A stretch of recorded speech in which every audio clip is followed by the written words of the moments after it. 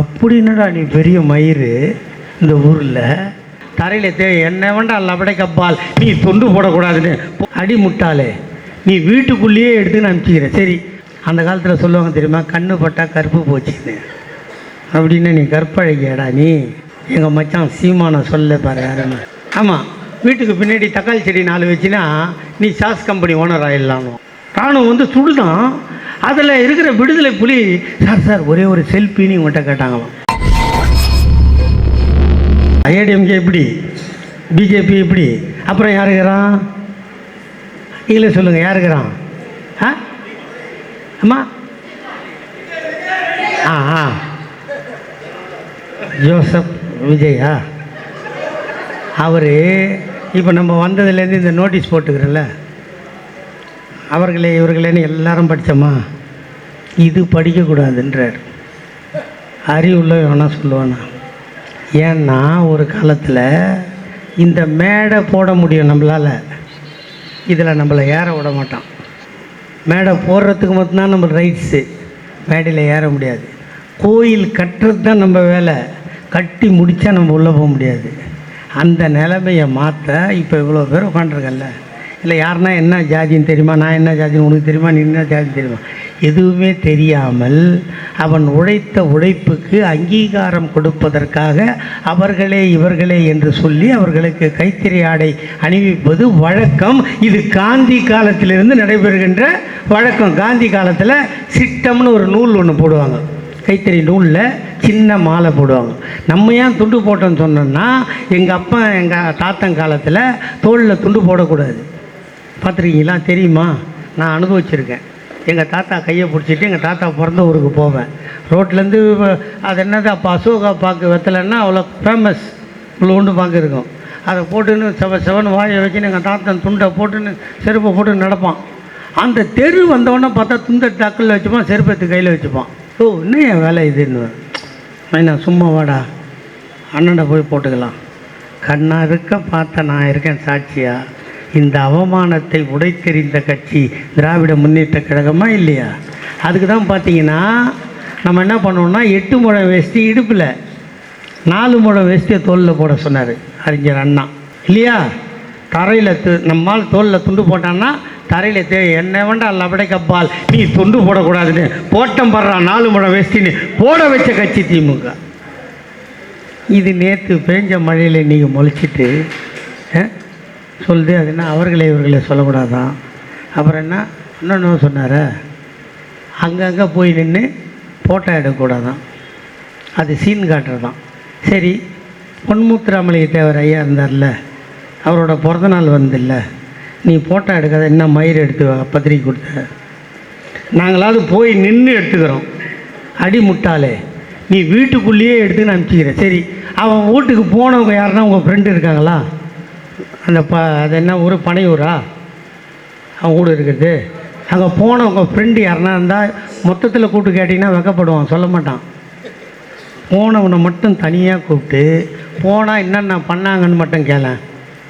போனேன்னு வச்சுக்க, இப்போ நீட்டு தேர்வுக்கு போனால் பொம்பளை பசங்களை என்னம்மா பண்ணுறாங்க? கொடுத்துடணும்ல. அதே மாதிரி தான் விஜய் வீட்டுக்கு போனாலும் எல்லாத்தையும் ஒத்து கொடுத்துடணும்.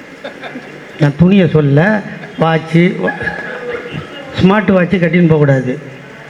இந்த கல் வச்ச பேனா வைப்பேன் தெரியுமா, அது போட்டுன்னு போகக்கூடாது. செல்ஃபோன் சத்தியமாக உள்ளே எடுத்துன்னு போகக்கூடாது. அப்படின்னடா நீ பெரிய மயிறு இந்த ஊரில். பேரறிஞர் அண்ணாவும் ஐயா கலைஞரும் எங்கள் அண்ணன் தளபதியும் இதோ இப்போ கூட நியூ இயருக்கு போனார் தாத்தா கலைஞர் சமாதிக்கு. பசங்கள்லாம் கையை பிடிக்குது, கட்டி பிடிக்குது, முத்தம் கொடுக்குது, செல்ஃபி எடுக்குது. அவரப்பட்ட தியாகியோட புள்ள எங்கள் அண்ணன், அவரை வெளியே விடுறதுக்கு நாங்கள் கண் கலங்கி நிற்கிறோம். இந்த வயசில் அவர் சித்திரவதை பண்ணுறமே நாங்கள் நினைக்கிறோம். நீ பாட்டுக்கு உள்ளே இருந்துக்கின்னு செல்ஃபோனை வைக்கணும், ஸ்மார்ட் வாட்ச் வைக்கணும். அவ்வளோ பெரிய மயிரா நீ? அந்த மாநாடு நடத்துனார்ல, அந்த ரேம்ப்பு நடந்து வந்தார்ல ரேம்ப், அதை பார்த்தீங்களா? நடக்கிறது தான் 4 அடி ரேம்ப்பு. இந்த பக்கம் 6 அடி எவனும் கையை நீட்ட முடியாது, அந்த பக்கம் 6 அடி எவனும் கையை நீட்ட முடியாது. தொட்டுடவே கூடாதான். அந்த காலத்தில் சொல்லுவாங்க தெரியுமா, கண்ணு பட்டா கருப்பு போச்சுன்னு. அப்படின்னு நீ கற்பழகியடா நீ. ஏங்க இதெல்லாம் செல்லாத நோட்டு. அதை பற்றி பேசி நம்ம டைமை வேஸ்ட் பண்ண. வேறு கட்சி எங்கள் மச்சான் சீமானை சொல்ல பாரு யாருன்னு. எனக்கு பொழுது போகலன்னா அவன் பேச்சு தான் கேட்பேன். ஆமாம், வீட்டுக்கு பின்னாடி தக்காளி செடி 4 வச்சுன்னா நீ சாஸ் கம்பெனி ஓனர் ஆகிடலான்னுவான். சொன்னாங்க, நீங்கள் அவன் யூடியூப் எடுத்து பாருங்களேன் நீங்கள். ஆமாம், நீ பச்சை மிளகா செடி வச்சுன்னா சில்லி சாஸ் கம்பெனி ஓனர். இதை விட கூத்து என்னன்னா, அவன் உட்காந்துருந்தானா இந்த கராத்தே போட்டி நடக்கும்போது யாரோ உள்ளே கூட்டு விட்டாங்களாம் அவனை. அவன் ஓடி ஓடி ஓடி ஓடி ஓடனா எல்லாம் பார்த்து சிரிச்சானான். என்ன இவன் பயந்து ஓடுறான்னு. ஆனால் அவன் பயந்து ஓடலையான். அவன் டயர்டாகட்டும்னு இருந்து பிளாக் பெல்ட் வாங்கினவன் பச்சை பெல்ட் வாங்கினா ஒரே அடி எல்லாம் விழுந்துட்டானோ. இதுவாது பாதி கற்பனை. இங்கேருந்து இலங்கைக்கு போயிட்டானா. பிரபாகரன் கூட உட்காந்துக்கிறானா. மான் கறி சாப்பிட்றியா முயல் கறி சாப்பிட்றியான்னு அவர் கேட்டுக்கிறாராம். ஏன்னா அவர் மான் கறி முயல் கறி வேட்டையாடுறது தானே 18 பேரோட காட்டுக்கு போனான் எங்கள் அண்ணன் பிரபாகரன். 18 பேரோடு காட்டுக்கு போய் ஒரு நாட்டையே ஆட்டி படைத்த ஒரு தமிழன் உலகில் வாழ்ந்தான் என்று சொன்னால் அது எங்கள் அண்ணன் பிரபாகரன். திமுகவில் எத்தனை பேர் பிரபாகரன் பேர் வச்சுருக்கேன் தெரியுமா? திமுகவில் எத்தனை பேர் திலீபன் பேர் வச்சுருக்கான் தெரியுமா? அவனுக்காக நாங்கள் அழுதோம். அவன் பக்கத்தில் உட்காண்டிருக்காரான். திடீர்னு தட தட தட ஒரே துப்பாக்கி சவுண்டான். ராணுவம் வந்து சுடுதான். அதில் இருக்கிற விடுதலை புலி, சார் சார் ஒரே ஒரு செல்ஃபின்னு இவன்கிட்ட கேட்டாங்களாம். கடங்கோத்தா டேய்,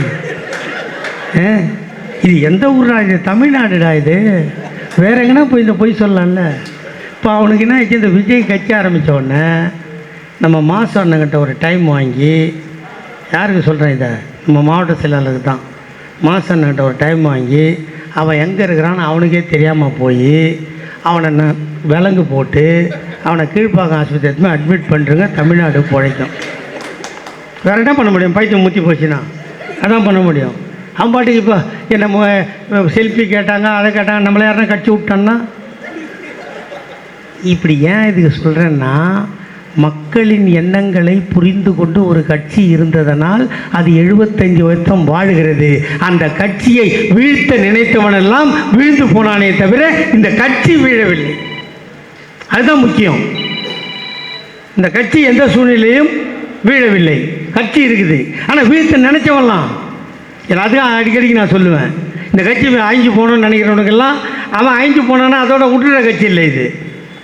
அவன் அழிஞ்சு போயிட்டான்ல, விட்டுணுன்னு விடாது. அவனுக்கு சமாதி கட்டி நினைவாலயம் வைக்கிறது நம்ம வேலை. அவன் நம்ம ஓய்ஞ்சு போகணும்னு நினைப்பான். இல்லை சமாதி கட்டி பேர் வைக்கலன்னாலும் பரவாயில்ல. பாதி பேர் பார்த்தீங்கன்னா நம்மளை வீழ்த்தணுன்னே கட்சி ஆரம்பிச்சுட்டு நம்மளோட கூட்டணி சேர்ந்து MP MLA ஆகிடுவோம். உண்டா இல்லையா? இது திமுகவுக்கு சாபக்கேடு. உன்னையோ என்னையோ எட்டி வச்சாலும் செருப்பால் அடித்தாலும் தொடப்பத்தால் அடித்தாலும் இந்த கட்சியை விட்டு போகிறதுக்கு நம்ம தயார் இல்லை. இந்த கட்சி நம் இரத்தத்தில் கலந்தது.